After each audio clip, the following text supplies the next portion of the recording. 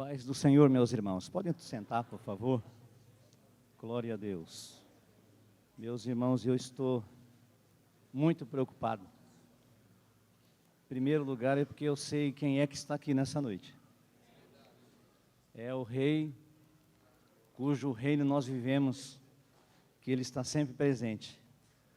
E ministrar a palavra de Deus imputa responsabilidade demais em quem tem juízo, né? Porque tudo aquilo que a gente fala, já viu um ditado assim, tudo que você fala será usado contra você no tribunal? É bem por aí mesmo, entendeu? A Bíblia diz que aquele que é dado é cobrado. Então é uma responsabilidade, eu fico assim, com frio na barriga. Mas vamos falar, com a ajuda de Deus aqui. Nós vamos falar sobre o reino de Deus, como todos já sabem, estamos falando. O reino de Deus que nós queremos falar nessa noite é a palavra grega basileia, que não é um reino estabelecido por homem, é um reino estabelecido por Deus. Esse reino ele foi falado por Moisés no Gênesis, foi falado por Zacarias, foi falado por Daniel, Ezequiel e vários outros. E um dia, para esse reino ser estabelecido, Deus precisava mover algumas coisas, Deus precisou fazer 2 milagres para que esse reino fosse estabelecido. Primeiro, ele chama uma moça de 16 anos para 17 anos, diz: só tu vai ficar grávida. E tu de você vai nascer o Rei dos Reis, Senhor do Senhor, aquilo que Isaías profetizou. Foi na casa de um homem velho, já bem de idade, disse: você vai ser pai, cara. Ele disse: como assim? Duvidou, ficou mudo, até o dia que o garoto nasceu. Quando João tinha 15 anos de idade, irmão, Deus chama João. Não foi nenhum homem da face da terra que chamou João. Deus chamou João pessoalmente e deu o ministério para João.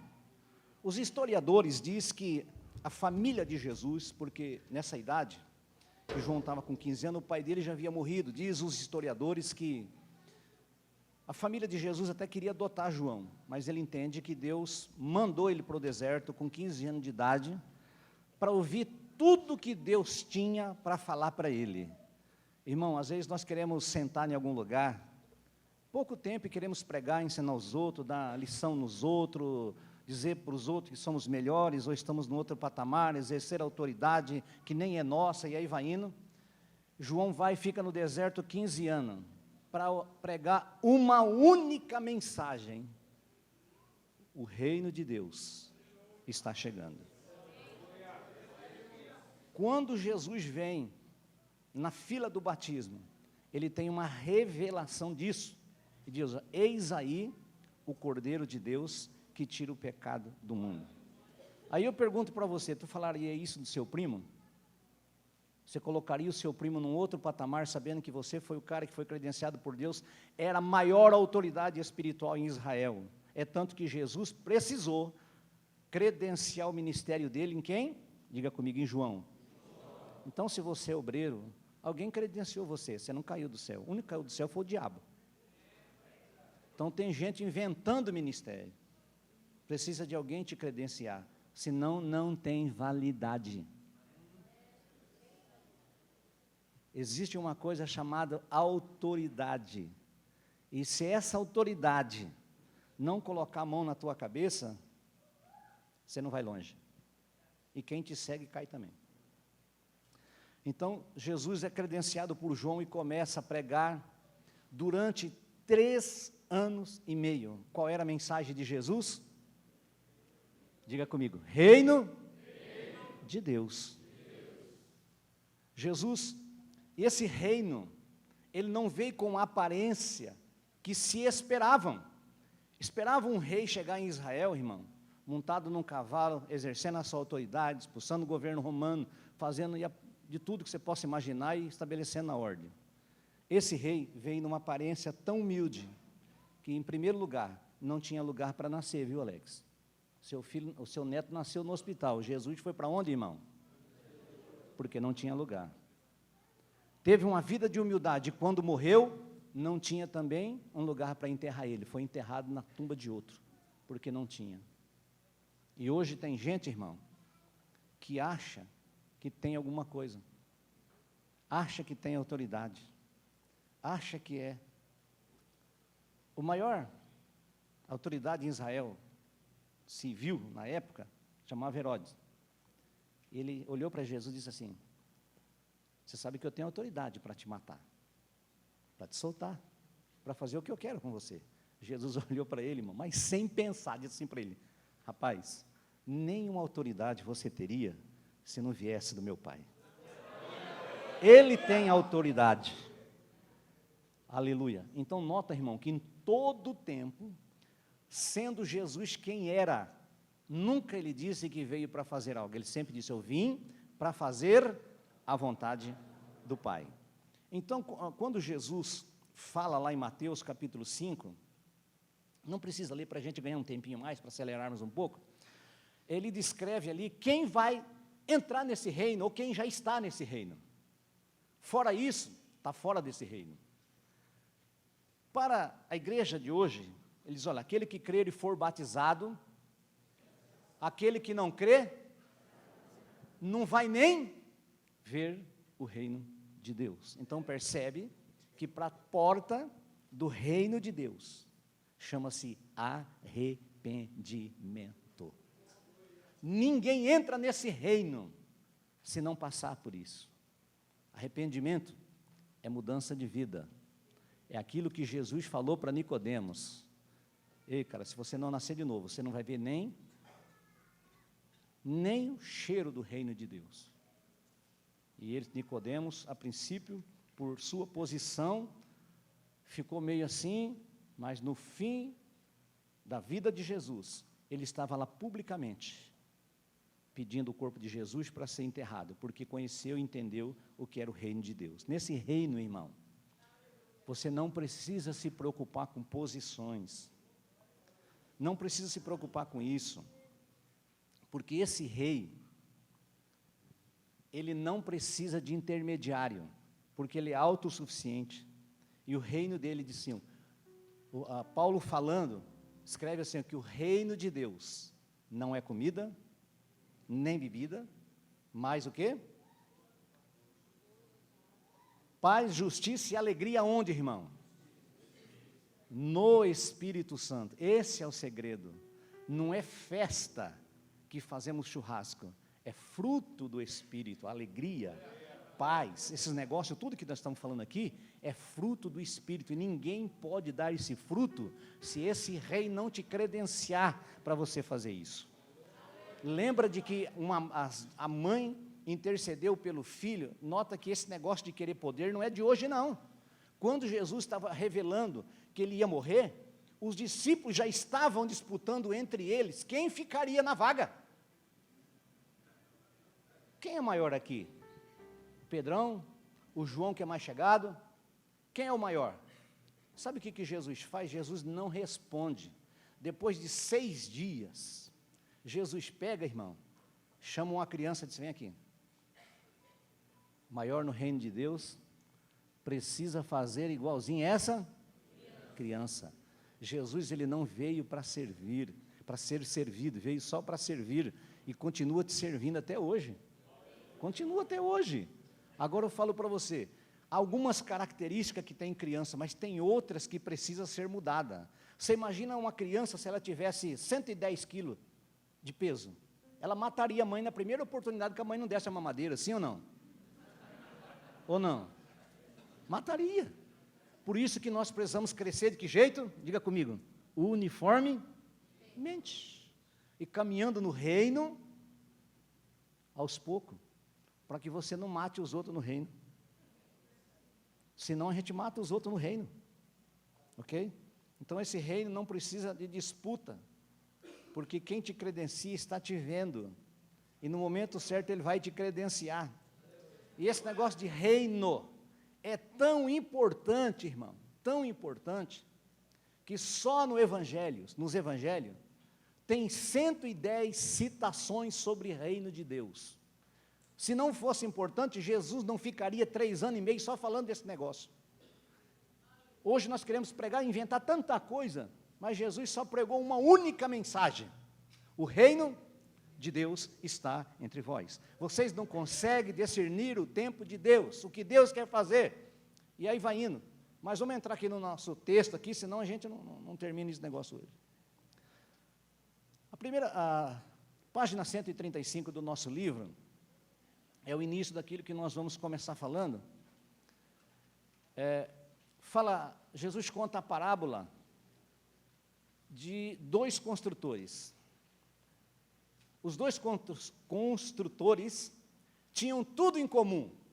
Tinha um projeto, tinha material, tinha tudo que precisava. Para simplificar, o que um tinha, o outro tinha, sim ou não? E eu quero dizer para você que nem sempre o caminho mais curto é o caminho correto. Nem sempre o atalho é o caminho mais perto. E na hora da construção, um dos construtores, Jesus falando isso, foi lá, comprou material para construir a sua casa na rocha. Construir na rocha dá trabalho, sim ou não? Imagina você furar, fazer um alicerce na rocha. O trabalho que esse negócio dá. Mas construir na areia é muito mais fácil. Poucas enxadãozadas que você der lá, você já cavou o alicerce. A questão é que o tempo passa, a provação chega e os intempéries da vida vêm para todo mundo. Salomão diz que o imprevisto vem para todos. Para todos. Quando nós falamos sobre isso, de rocha, Provérbios capítulo 30, versículo 26, Salomão fala de um povo débil, ou do coelho, vamos dizer assim, que faz a sua casa na rocha. Irmão, rocha é lugar de defesa. Nota que a cidade de Jerusalém foi construída sobre o monte, sim ou não? Porque lá é mais fácil você ver o inimigo. Outra característica desse coelho é que ele vence o seu inimigo na velocidade, sim ou não? Se soltar um coelho no meio de um passo, no meio de um mato, você consegue pegar um coelho correndo? Então, o que a gente pode entender com esse negócio? Que algumas coisas nós precisamos aprender que temos que fazer o quê? Correr. Correr. José, quando chega no Egito, ele vai para a casa de um camarada lá, que você já sabe dessa história, e de repente ele teve que fazer o quê, irmão? Teve que, se ele não corre, morre. Ele correu porque tinha um compromisso com quem? Com o Senhor dele ou com Deus? Primeiro, com Deus. Porque quem não tem compromisso com Deus, não tem com o próximo. Quem não observa o que Deus fala com ele, ele não está nem aí com o próximo. Ele não está nem aí. Pode ser quem for, irmão. Pode ser crente, pode não ser crente. Está cheio de crente que não tem compromisso com Deus, não.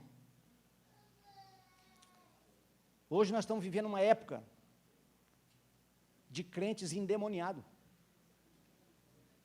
De crentes com problema. Aquilo que o irmão pregou aqui é pura verdade. Pura verdade.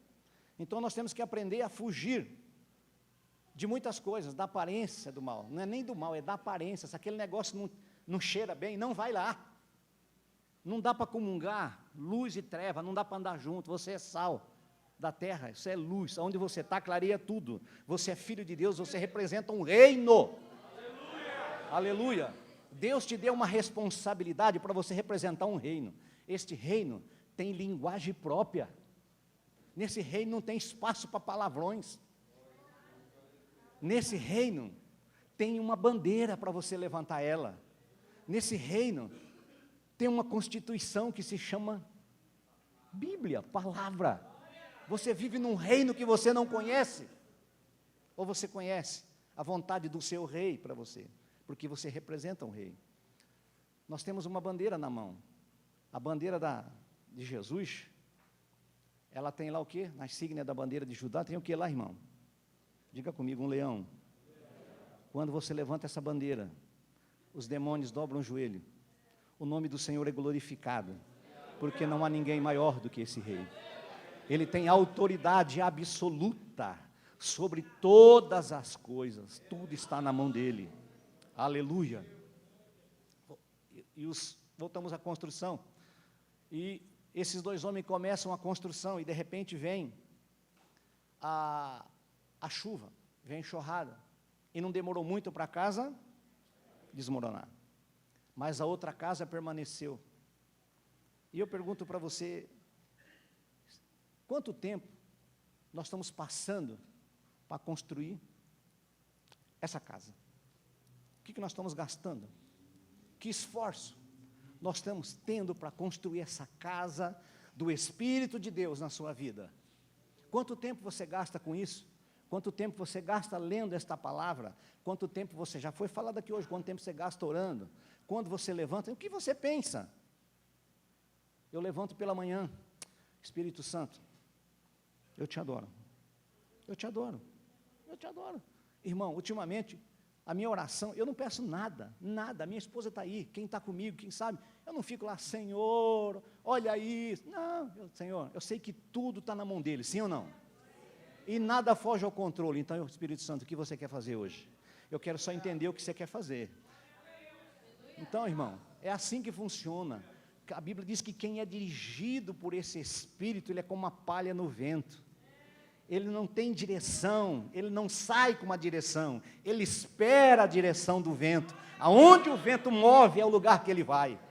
Aleluia. Nós precisamos aprender isso. Precisamos aprender esse negócio. Gastar tempo nessa construção, cavar na rocha. Na rocha tem tudo na rocha tem minério, na rocha tem água, sim ou não? Tem, na rocha tem. Um dia precisou de água lá, o que acontece? Deus disse, Moisés, vai lá e toca onde? Cara, tu poderia cavar onde? Na areia, que era mais fácil. Deus falou, não, eu quero fazer água, é da rocha. Então essa rocha pode verter água, porque você está precisando. A rocha pode trazer tudo o que você precisa, ok?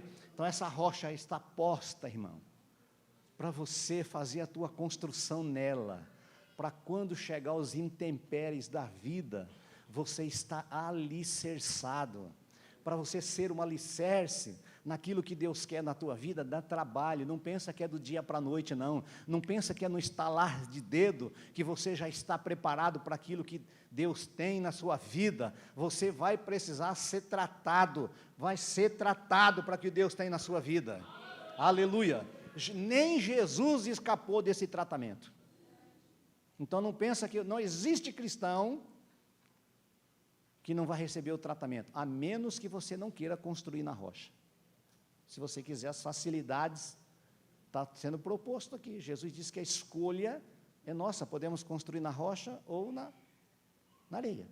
Então construir na rocha é difícil, dá trabalho, é cansativo. Você trabalha, vai furar na rocha, faz um buraquinho pequeno, dá um trabalho terrível para construir na rocha. Mas para construir na areia, facilidades. Tem muita gente construindo seu ministério, a tua vida espiritual, na base das facilidades, achando e ouvindo esse tipo de pregação, que Deus vai te dar tudo, vai dar tudo, e continua a mesma coisa, 10 anos, 20 anos, 30 anos, não muda nada, porque existe princípios para Deus fazer alguma coisa. Deus, para te dar algo, Ele quer saber para que você quer esse negócio. Deus não pode dar dom espiritual para mim se eu não vou na igreja. Porque a Bíblia, o princípio diz assim, que os dons espirituais é para edificação do corpo. Onde é que reúne o corpo? Como é que Ele vai me dar? Então Deus não vai te dar. Então precisa de princípios. Então para se construir, diga comigo, primeiro, precisa de um projeto. E construir no lugar certo. O que mais demora numa casa é fazer as partes, onde você mais gasta numa casa, é fazer alicerce ou fazer os tijolos da parede? Porque lá tem que ter ferro, tem que ter um concreto de boa qualidade, tem que ter tudo lá, sim ou não? E corre o risco de você ainda nem aparecer, porque você é o alicerce não aparece, aqui aparece o quê? A tinta que pintou. Qual que custou, o que foi mais caro aqui, a tinta ou o alicerce? O que aparece? A tinta. Só que tem um detalhe, o dia que alguém chega aqui e quer mudar, faz o quê? Muda a tinta. Eu quero ver mudar o alicerce.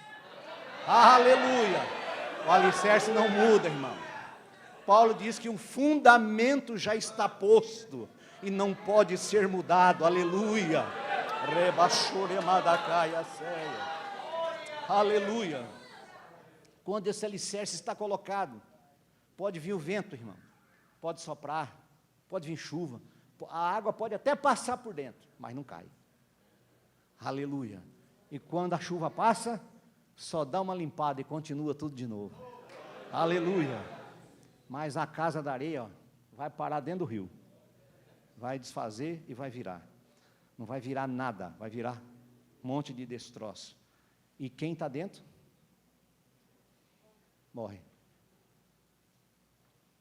Diga para quem? Para você mesmo, eu preciso construir minha casa. Nessa rocha. Inabalável. Aleluia. Vamos um pouquinho para frente, irmão. Vamos um pouco para frente. Então fica aqui o exemplo para você de construção. Dá trabalho, mas é necessário. Eu sempre costumo dizer isso. Deus sempre tem falado conosco sobre orar, orar, orar. Oração é boa? É gostoso orar? É nada. Dói o joelho, dói as costas, dói tudo. Você meia hora de joelho lá, você já não aguenta mais. Já quer levantar. Mas é necessário, irmão. É necessário. Você vai acostumando com esse negócio de oração. Quando você vê, você já passou 2 horas, 3 horas. Às vezes você vai para lá, você não está nem com coragem. Às vezes está tão desanimado, derrubado lá com as coisas que acontecem na vida. Aí você está lá quietinho, orando. Aí você começa a lembrar o seguinte, o Espírito Santo vem e fala assim, ei, se você não conseguir, eu estou aqui, eu vou orar para você. A Bíblia diz que ele ora por nós com gemido inexprimíveis. Quando você está sem condição, ele vem e se coloca no seu lugar.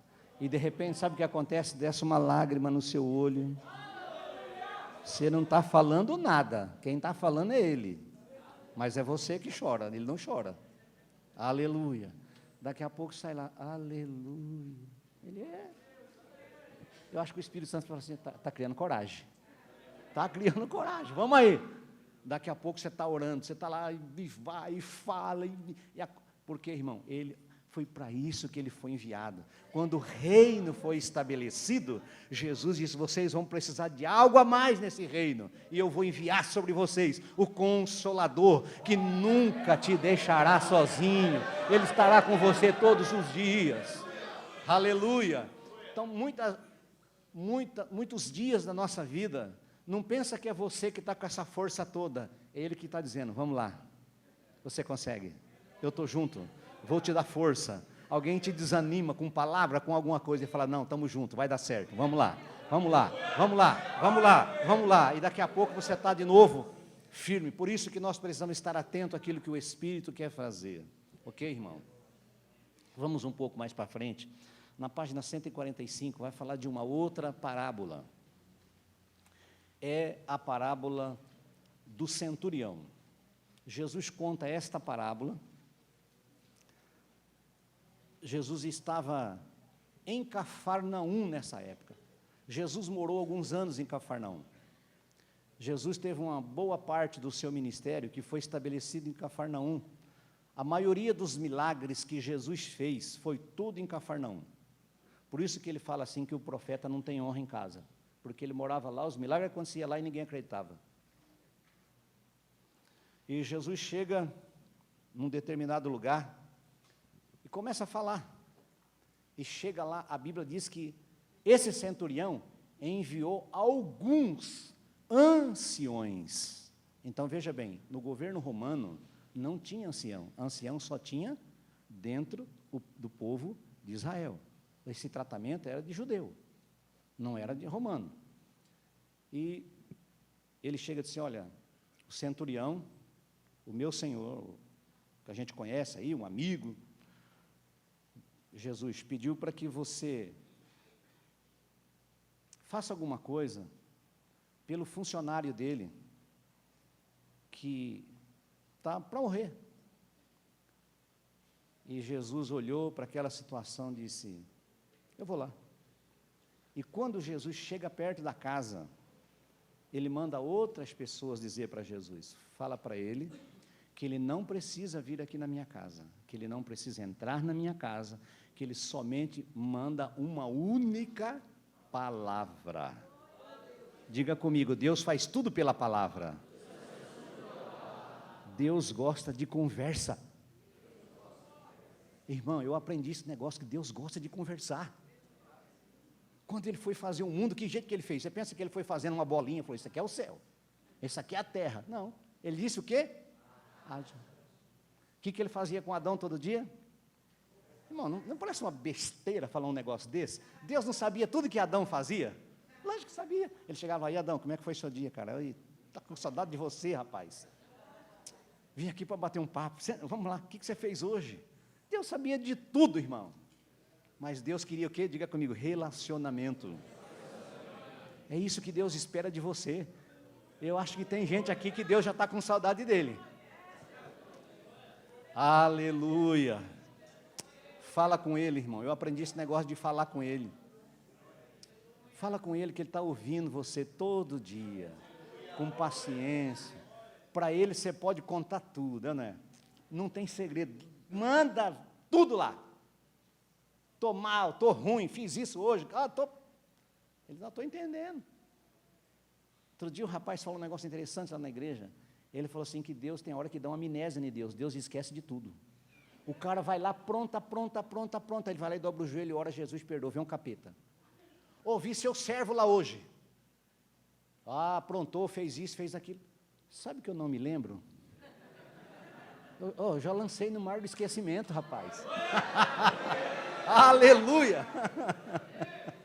Deus, eu já esqueci. Você quer acusar quem? Eu já esqueci. Aleluia. Aleluia. Irmão, mas tem algumas características nesse homem que chamam a atenção. Primeiro, era um romano. Romano estava lá para exercer uma autoridade sobre o povo, para cobrar impostos, para manter a ordem, uma série de coisas. Então, esses caras eram odiados. Mas na hora que estava essa conversa, alguém chega para Jesus e fala, Senhor, esse cara aí, ele é diferente. Ele mesmo construiu uma sinagoga com o dinheiro dele. Vai vendo, irmão. O escravo naquela época era pior de um cachorro hoje. Porque hoje o cachorro leva para tomar banho, leva para o veterinário, cuida tudo, sim ou não? Naquela época, um escravo doente jogava fora. Esse cara está me dando trabalho. Pegava outro. Mas esse homem não. Ele disse, olha, o meu escravo que eu amo está doente, fala para Jesus isso. Eu quero que ele seja curado. Era mais fácil fazer o quê? Descartar. Mas o amor que estava no coração daquele homem fez com que ele se humilhasse e mandasse alguém falar para Jesus, fala para ele, que eu sou um centurião, que eu tenho autoridade, eu mando o soldado, vai, manda vem, e ele vem, fala para ele, que eu entendo que ele tem autoridade, se ele disser uma palavra, o meu criado vai sarar, aleluia, ele vai ficar curado. Jesus parou, irmão, estava assim, de gente importante do lado dele, inclusive os apóstolos. Eu nunca vi um cara igual esse aqui. Não era uma vila, era um país. Jesus estava dizendo, no país inteiro, não tem um homem como esse. Aleluia. Aleluia. Ele estava preocupado com a vida do funcionário. Ele estava preocupado com o ser humano, com a pessoa. Ele sabia o que era amor, já tinha aprendido algumas coisas sobre isso. Então ele vivia isso. A coisa fácil é falar, ou mandar os outros falar. O difícil é fazer, viver. Na hora da dificuldade, você viver aquilo que você ensina. E às vezes nós somos colocados à prova, naquilo que a gente fala, aí vem o quê? A prova. E aí nós vamos ter que passar por esse negócio. E Jesus quer ver a sua atitude. Eu creio que ele para e fica olhando. Porque a Bíblia diz que dele sabe de todas as coisas, está vendo tudo. Ele dá uma paradinha para esperar as nossas atitudes, o que nós vamos fazer, o que nós vamos falar. E outra, não precisa nem falar, porque já o pensamento, a Bíblia diz que a palavra nem saiu da nossa boca, ele já sabe. Irmão, eu fico pensando o seguinte, outro dia até falei isso na igreja, eu imagino que se chegasse num domingo à noite, Deus falasse assim, a partir de agora, todo domingo, eu vou colocar a vida de um cara de vocês aqui no telão, por domingo, escolher um aí, tá, vem cá você, aí tu vai passar tudo que você pensou, que você falou durante a semana, não precisa ser a vida toda não, só durante a semana. Será que na outra semana nós estaríamos na igreja? Graças a Deus que ele não faz isso. Porque acho que cada semana nós perdíamos um membro, não? Pouco tempo nós não tínhamos mais igreja. Mas esse homem, ele tinha algo diferente na vida dele. Algo que é a essência de Deus, que é o amor incondicional pelo ser humano. Ele não estava falando aqui de mulher ou de filho dele, ele estava falando de um servo, de um escravo, de alguém que servia na casa dele. Então nota que ele tratava o servo igualzinho à própria família. Como que nós estamos tratando as outras pessoas na igreja? Será que você trata igual você trata a sua família? Ou a tua família tem prioridade na igreja? Na igreja, só tem uma única coisa: pastor e ovelha. Sim ou não? Que autoridade a gente vai exercer? Nós não temos nada. A noiva é de quem? Do Cordeiro. O que nós temos aqui? Nada. Nada. Ele te escolheu para você cuidar da noiva. Ok? Então, esse homem, ele demonstra esse amor incondicional pelo ser humano. Então, ele demonstra fé e amor. Por causa disso, aconteceu um milagre. Sabe quando Deus usa você para curar as pessoas? Não é quando você acha que você é o pastor, quando você é o obreiro, quando você é o presbítero, e você vai lá, agora eu vou lá. Não vira nada. Sabe quando que cura? Quando você sente o que o outro está sentindo. Quando você sente a dor do outro. Quando você vê a miséria do outro. Quando você se coloca no lugar do outro. Quando você está constrangido pelo amor, pela situação do outro, Deus faz o milagre. Aleluia! Quando você vai lá, sem nenhum tipo de interesse, vai lá, eu vim aqui, porque o Deus pode fazer um milagre. E eu vim juntar aqui a minha fé com a sua, para Deus te curar. Eu já vi Deus fazer uns milagres, irmão, que eu vou te falar. A gente fica assim, de boca aberta, porque Ele continua sendo o mesmo, Ele não mudou. Tem uma criança que era a vizinha da irmã da Lídia. Aí sabe quando você vai na casa de parente, né? Vai de boa, sem pensar em nem igreja, não está pensando em nada, está lá para visitar a família. Aí ela diz assim, olha, tem uma criança aqui que o médico falou que não vai andar. Irmão, mas veio um negócio assim. Fiquei com raiva na hora. Falei, como assim esse cara fala que não vai andar? Eu não sei nem quem que é esse médico. Falei, não, nós vamos lá, em nome de Jesus. E oramos, abraçamos aquela criança e oramos. Sabe onde a criança está andando, irmão? Já cresceu, está grande, está aí, está correndo, está tudo que é lado. Porque dele é o Senhor, porque Deus é que faz. Se você permitir o Espírito de Deus te guiar, vai acontecer as coisas. Ok? Não precisa você dar aquela volta para Deus fazer. Basta você amar de verdade, que Ele vai fazer o milagre. A irmã da Lídia, estou falando isso aqui para você acreditar o que Deus faz. Chegamos na casa dela, ela estava lá com o menino no colo, com aquela cara de derrubado assim, triste, e um esparadrapo no rosto lá. E a gente estava fazendo umas visitas, e Deus falou para a gente lá, e nós fomos lá. Quando chegamos lá, e aí, está tudo bem? E ela, aquele jeito lá, né? O que está acontecendo? É que eu tinha uma verruga no rosto, não sei o quê, fui lá, o médico falou que agora eu estou com câncer, não sei o quê, papapá. Falei, que nada. Ainda brinquei, falei, que nada, Deus é poderoso. Fui lá no carro, peguei o óleo, falei, vamos orar. Vamos orar, irmão. Aquele negócio caiu, cicatrizou, a irmã está viva e dando glória a Deus. Aleluia. Deus, Ele é poderoso. Ele é poderoso para fazer o milagre. Esse homem aqui foi muito mais do que isso, porque ele nem foi lá, ele nem quis nada. Hoje, para orar, para acontecer alguma coisa, precisa de tanta coisa, não precisa? Tem que fazer uma campanha de 10, 15, 20 dias, que Deus vai te curar. Irmão, se o cara estiver num estado para morrer e precisar orar 10 dias para ele curar, vai para o buraco. Vai para o buraco. Entendeu? Vai lá em nome de Jesus, irmão. Vai lá em nome de Jesus. Fala com aquele que resolve. Faz que nem o centurião. Ei, Jesus, eu acredito que se você quiser, se ele quiser, irmão, porque se ele não quiser também pode cansar de orar. Se ele quiser, é na hora. Acontece na hora.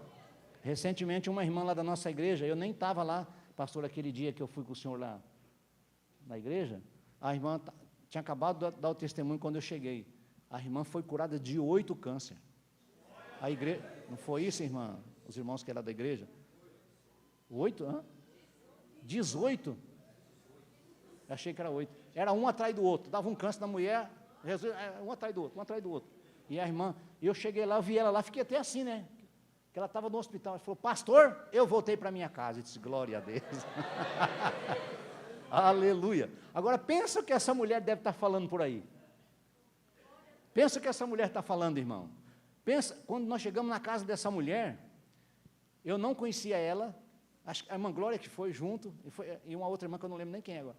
Chegamos lá, nós encontramos ela na escada, irmão, sabe, na escada da casa dela, uma casinha bem simples, uma escadinha, ela assim, ó, chorando, com a mão no estômago, chorando, chorando. Ela pediu para o pastor, pelo amor de Deus, ora para mim morrer, que eu não aguento mais. Eu falei, o quê? Vamos orar para você viver. E as irmãs oraram, nós oramos lá, e Deus misericordiosamente curou essa mulher. Glória a Deus. Então, e aí os médicos ficam sem saber, irmão, o que está acontecendo. Então, aconteceu isso na vida desse homem. Ele se preocupou com alguém que estava tetraplégico, talvez não ia andar mais nunca. Mas só uma palavra de Jesus resolveu tudo.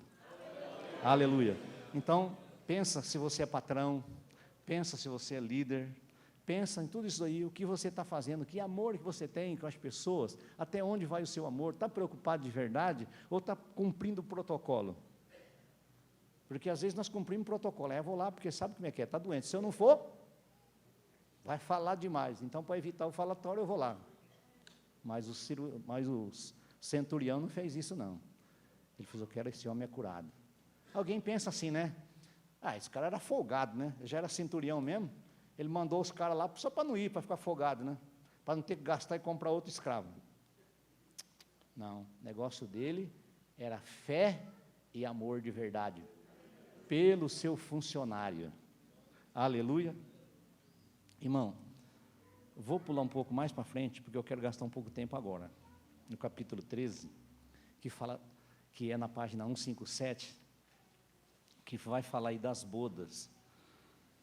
Essa é outra parábola que está proposta para nós, que Jesus fala de um casamento, e eram 10 moças que iam se casar, e segundo o professor ali, ó, o Isaac, o casamento lá, o noivo era mais importante do que a noiva, entendeu? Então lá não era a noiva que chegava atrasado lá, era o noivo. Acontece, irmão, que todas tinham tudo em comum, todas eram bonitas, todas eram virgens, todas tinham roupa de noiva, todas tinham lâmpadas, e aí vai indo. E todas elas esperavam quem?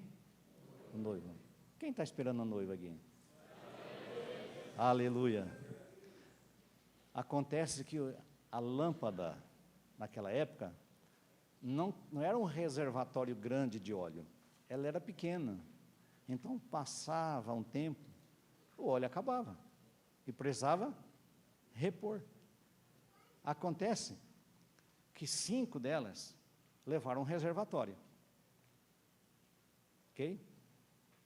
Como é que está o reservatório aí, irmão? Está transbordando ou não? Quando esse reservatório transborda, contamina os outros também ficam meio doidos. Aleluia. E o noivo atrasou, irmão, o noivo atrasou, e elas todas dormiram com a lâmpada acesa, e de repente, algumas lâmpadas acabaram, o azeite, e a Bíblia diz que chegou a meia-noite. Meia-noite é um horário ruim, sim ou não? É um horário que você não espera visita, alguém recebe visita à meia-noite? Não, é um horário que você não espera nada, só espera o quê? Dormir, sim ou não? Descansar. Aí alguém dá um grito lá, aí vem, aí é aquele desespero total. Cadê a lâmpada? Imagina no escuro, né, que a lâmpada já apagou, praxa, e acende, cadê acender a lâmpada? Não acende. As que tinham azeite acenderam as suas lâmpadas, e entraram para a festa. E as 5 que não tinham o azeite, não entraram para a festa. Então Jesus fala sobre isso, e deixa esta parábola, para nós pensarmos sobre isso, de como nós estamos adquirindo isso para a nossa vida. Todos nós aqui sabemos que Jesus está voltando, sim ou não? Sim. Eu ouço isso desde o dia em que aceitei Jesus, e já vi muitos amigos meus dizer assim, faz mais de 30 anos que eu estou ouvindo Jesus falar e ele não voltou ainda. Mas querendo ou não, vai chegar um momento que ele vai voltar. E esse está muito perto. E esse negócio, irmão, é vigilância o tempo todo. A Bíblia manda você vigiar e tomar conta de tudo para que ninguém tome o quê? A sua coroa. Para que você possa entrar para esse casamento, você tem que ficar atento todo o tempo da sua vida. Não tem mais nada importante do que você um dia encontrar o noivo. Nada aqui nessa vida vale a pena você trocar por isso. Não pensa que você pode fazer o que você achar que quer fazer e depois falar, não, eu me arrependo e está tudo certo. Eu conheço crente que foi fazer isso aí, nesse período ele morreu. Achou, eu acho que ele estava igual aquele cara da parábola do Lucas. Come, bebe, folga minha alma, meu celeiro está cheio, não precisa de nada, tenho carro novo, tenho casa, tenho uma boa família, minha família está tudo em paz, tenho emprego, não. Louco, essa noite, e o que você tem para apresentar?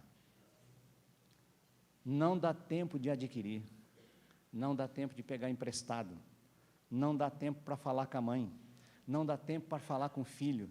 Tem filho na igreja que pensa porque o pai dele é crente, ele vai subir também. Tem gente que pensa porque a mulher é crente, porque a mulher ora, ele não precisa orar. Tem mulher que pensa porque o marido é obreiro e ora, ela não precisa. O negócio é individual, querido. Se a tua lâmpada apagar, tu vai ficar. Aleluia! Tu tem que estar com a tua lâmpada aí, ó, atenta, polida, preparada, para no momento certo, você só arriscar o fogo lá e vai pegar. Aleluia! Irmão, quando nós começamos a pensar sobre isso, no ano, vou falando em vinda de Jesus, em volta de Jesus, e tem um contexto enorme sobre isso. No ano 593, o profeta Ezequiel, no capítulo 44, versículo 1 e 2, aí, se pudesse colocar esse versículo, a gente lê, seria importante, se não der também não tem problema. Tem uma profecia que diz o seguinte, que a porta oriental, ela estaria fechada, ou a porta que Jesus passou. Vamos ver, vamos ler lá? Vamos lá, junto? O 1 e o 2, Ezequiel 44, 1 e 2. Então me fez voltar para o caminho da porta exterior do santuário, a qual olha para o oriente, e ela estava fechada. A porta o que estava? Fechada. O 2.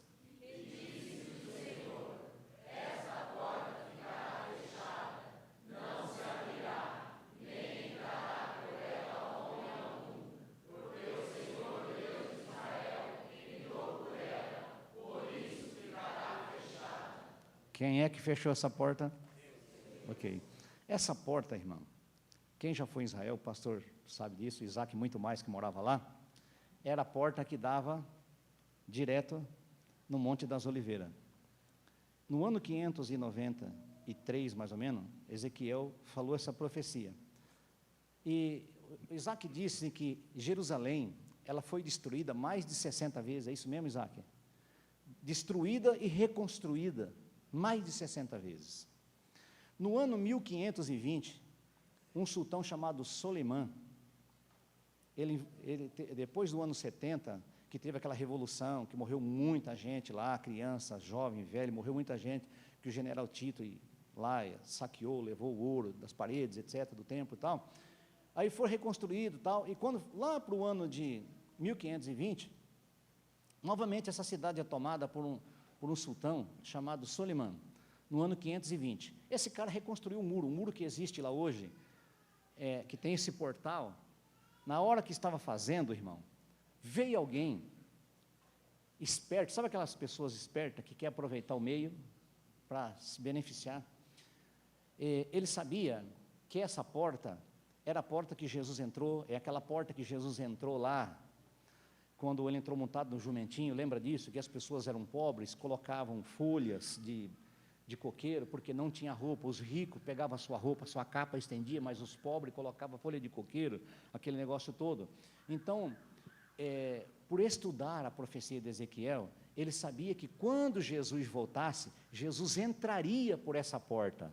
Aí vem alguém lá, do rei, do súdito, e diz assim, olha, faz o seguinte, cara, vou dar uma ideia, para esse rei não voltar e a gente não ter que guerrear novamente com eles, lacra essa porta, põe pedra, fecha essa porta. Os caras não sabiam, irmão, que ele estava cumprindo uma profecia de Ezequiel. Vê como é que o capeta é tonto, irmão. Ele trabalha em prol dos crentes, sem saber, lacrou. Aí o que acontece? Veio um outro mais esperto ainda e falou assim, ó, faz o seguinte, põe um cemitério bem na porta dessa porta aqui, essa porta aí, alguém chama ela de porta brilhante, alguma coisa assim. Põe um cemitério aqui, porque Jesus, ele é santo, e jamais ele vai passar aqui, ele não vai entrar. Então, ou seja, Jesus aqui não entra mais, certo? Porque a porta está fechada e ainda tem um cemitério. E aí eu pesquisando sobre isso, aí começaram a se vender os túmulos caríssimos, porque todo mundo queria construir ali naquela porta, pensando que seria os primeiros a ressuscitar, entendeu? E o cemitério foi feito lá realmente. Então, o que acontece? O que isso vai acontecer? Por que eu estou falando isso? Porque eu estou falando de vinda de Jesus, a igreja vai subir na vinda de Jesus, sim ou não? Sim. Nós vamos morar com Ele, a grande tribulação vai acontecer aqui, depois disso aqui, Jesus vai estabelecer o milênio, sim ou não? Sim. Ok, então é nesse momento, nesse período do milênio, irmão, que Jesus vai chegar, com uma multidão de santos. Diga, eu estou no meio. Aleluia. A Bíblia diz que nós viremos com Ele nesse dia. Só que os caras estão pensando, irmão, que Jesus vai chegar e vai dar um pulão para passar por cima do cemitério. Não vai não. Sabe o que vai acontecer, irmão? Quando Jesus morreu, o que aconteceu lá no túmulo, na hora de ressuscitar? Deu um terremoto, sim ou não? Sim. E Jesus ressuscitou, sim ou não? Sim ou não? Sim. Ok. O último lugar que Jesus aqui na terra colocou o seu pé foi aonde? No Monte das Oliveiras. Foi lá no Monte das Oliveiras, que os caras estavam tudo olhando assim para cima, o anjo chegou assim, ei, esse Jesus que você está vendo subir, ele vai voltar. Ele vai voltar para buscar a sua igreja. Aleluia. Só que quando Jesus voltar, irmão, ele vai voltar e vai pisar exatamente aonde? Aonde ele subiu. Sabe o que vai acontecer, irmão? Vai dar um terremoto. Jesus não vai passar pelo cemitério, porque aquilo lá vai ser removido tudo no terremoto, aquilo lá vai abrir, a cidade vai abrir no meio, aquela porta vai arrebentar, e Jesus vai entrar, e alguém vai dizer, Senhor do Senhor, Rei dos Reis, aleluia, e nós estaremos com Ele para sempre, aleluia, nós estaremos lá, irmão, para reinar com Ele, vai se cumprir as profecias, de Rei dos Reis, Senhor do Senhor, reinaremos com Ele, você vai reinar com Ele, a Bíblia diz que você vai reinar com Ele, aleluia, aleluia, você vai reinar com Ele, aquele negócio de galardão que você vê na Bíblia, irmão, não pensa que você vai receber uma coroa na cabeça lá, uma coroinha de ouro, se fosse assim o Paulo não ia poder andar, Pedro não ia poder andar, porque você imagina uma coroa na cabeça com 8 mil pedras, claro, não aguenta andar com aquilo, né?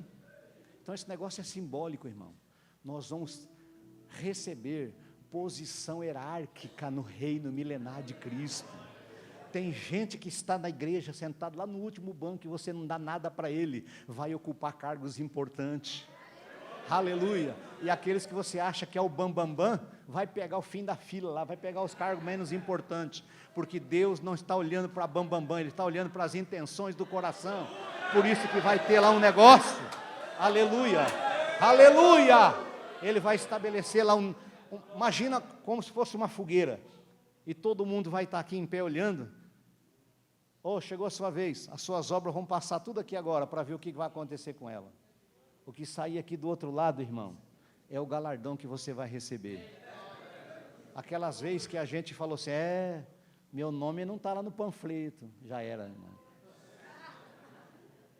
estou de olho em você, viu, Paulo, você não foi me buscar, viu, Você não vai receber galardão, não. Então, irmão, quando nós pensamos assim, o que acontece com a nossa obra, irmão? Já era, já queimou. Você tem que fazer, a Bíblia diz que quando você fizer com uma mão, a outra mão não pode fazer. Isso vale para todas as coisas, inclusive para a oferta. No templo em Jerusalém, diz os historiadores que tinham 12 portas, cada porta tinha um gasofilaço, e na frente do altar tinha outro, e aí Jesus foi para onde, irmão? Pensa que quando você está contribuindo, Jesus está onde, irmão? Está onde? No altar. E aí os caras foram fazendo o quê?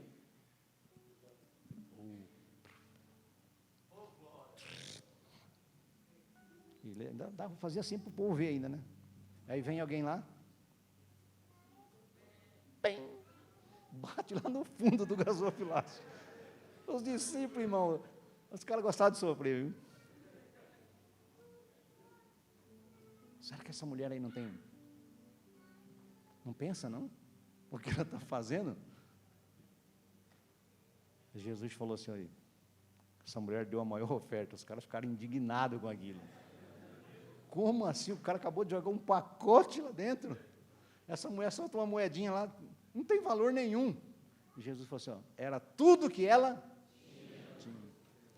O que nós estamos dando, irmão? O que nós estamos dando para Deus? Isso vale tempo, oração, leitura, tá, tudo. O que nós estamos dando para Deus?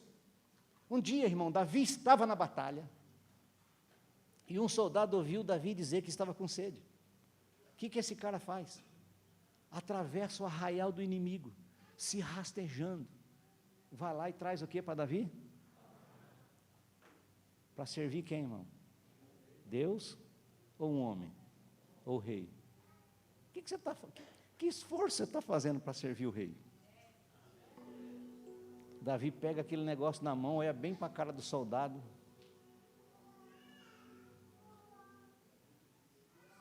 Joga no chão. O soldado falou, não estou acreditando nisso. Eu arrisco a minha vida. Eu quase morri no caminho, para buscar essa água longe para o rei. E o cara pega a água, joga fora.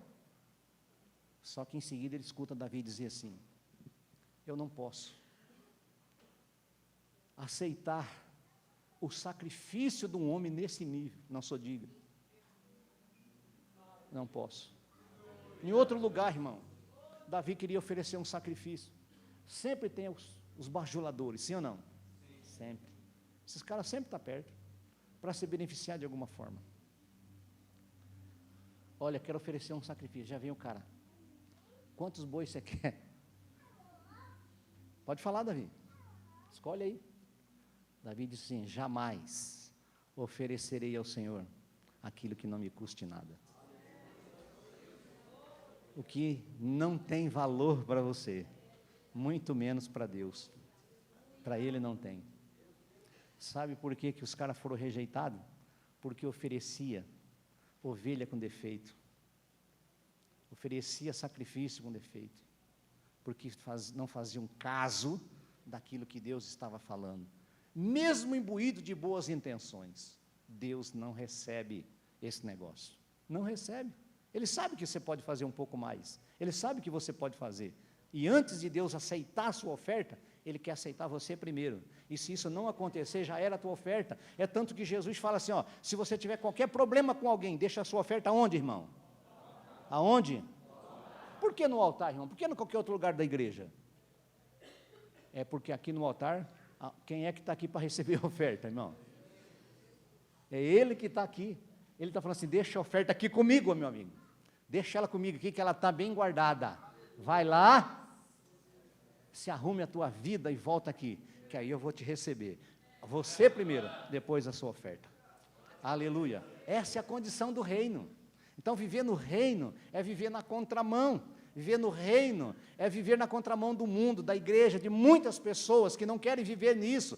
Reino, irmão, é cruz, não é status. Reino requer sacrifício. Dá trabalho para você viver no reino. Não pensa que é fácil viver no reino, não. Eu vejo muita gente falar, servir a Deus é uma facilidade. Facilidade é vir no domingo à noite e não é chegar atrasado. Eu quero ver quando o seu pastor fala para você, ei, segunda-feira tem oração. Eu quero ver a facilidade. Quando você chega em casa cansado, quebrado, e você sabe que tem oração, é mais 1 hora e meia de joelho lá. Tem facilidade? Não tem facilidade. Quando tem gente hoje que está vivendo cheio do Espírito quando tem festa, irmão. Tem que ter festa todo dia, porque senão ele só vem, uma vez só por ano que ele vai ser cheio. No dia da festa faz aviãozinho, corre, vira piruleta, acabou a festa, acabou a unção, irmão. Acabou a unção.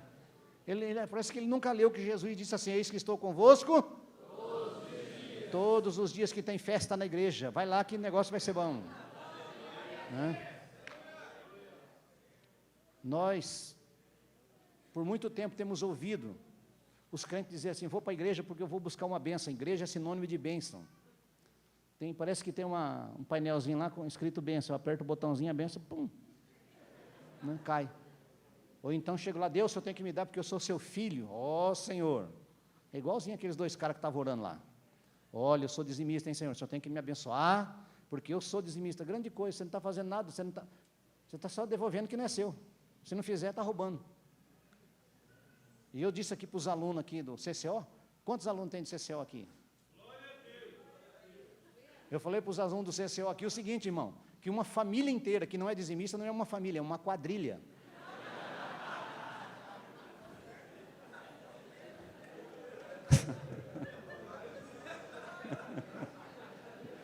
Não é verdade?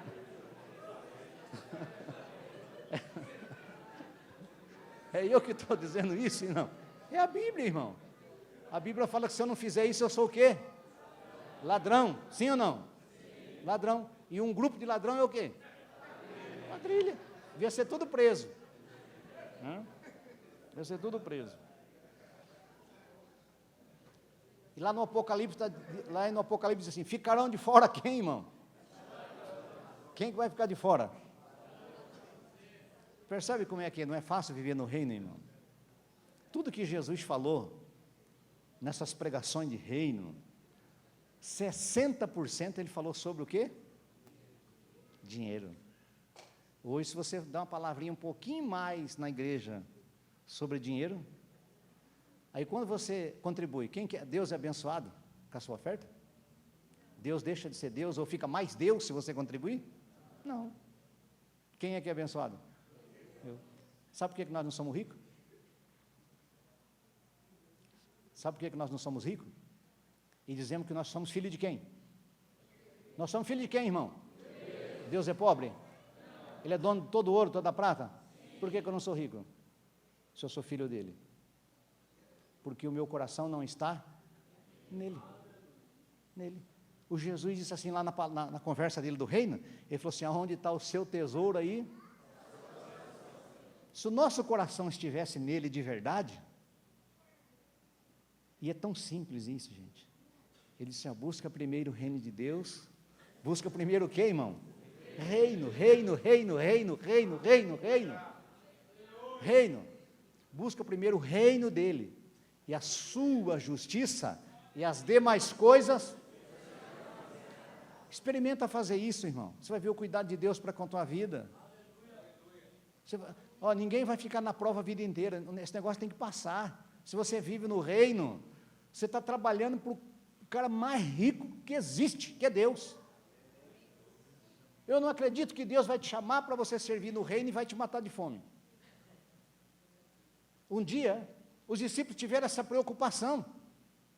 Senhor, você nos chamou para servir no seu reino aí? O que nós vamos ganhar com isso? Ele falou, realmente, filho do homem, não tem nem aonde. Mas tem uma coisa, cara. Você já viu aí os pássaros? Não plantam, não colhem. Não tem nem raciocínio. Já viu algum voando, caindo sequinho, magrinho, de fome? Então, quem é que sustenta ele, irmão? É pássaro. O que vale mais, um pássaro ou um filho? Se você tivesse que escolher entre um pássaro e um filho, quem que você escolheria? Você acha que Deus é inteligente ou não? E por que a gente não acredita nesses negócios? Por que a gente prega isso para os outros? E na hora do vamos ver a gente não acredita. Perde o emprego, meu Deus, e agora? Ué, está servindo aonde? O reino. Não vai morrer de fome não. Vai passar. Seja fiel. Permaneça fiel. Que esse rei está cuidando de você. Mesmo porque, quando se fala em rei, tudo é da coroa, sim ou não? Quem vive num país que é rei, ninguém tem nada, tudo a autoridade maior é de quem? O rei domina tudo, sobre tudo, tudo é para ele, por ele, para a glória dele, nada do que existe foi sem que ele quisesse, então tudo é dele, nós estamos servindo a ele, ok, irmão? Então, lembra que ele vai voltar, isso é que é importante, que ele vai voltar, e nós viveremos com ele, então a porta vai ter que abrir, e nós entraremos com ele, entraremos como anjo. Imagina, irmão, eu imagino esse dia, estou falando de milênio, estou falando na vinda, eu imagino quando lá no vale vai ter um monte de exército voltado contra Israel, tudo querendo acabar com Israel, de repente o céu abre, e vem descendo um homem, e uma multidão de gente atrás, vem descendo, imagina a TV passando isso para o mundo inteiro, irmão, para o mundo inteiro, esse exército vai ser vencido, e o capeta vai ter que se encurvar e dizer, Jesus Nazareno, Rei dos Reis, Senhor dos Senhores, aleluia, é esse rei que você serve, irmão, é esse que você serve, é esse que você tem que moldar a sua vida, dentro dos padrões desse reino, para que você viva todas estas coisas, amém? Deus te abençoe em nome de Jesus.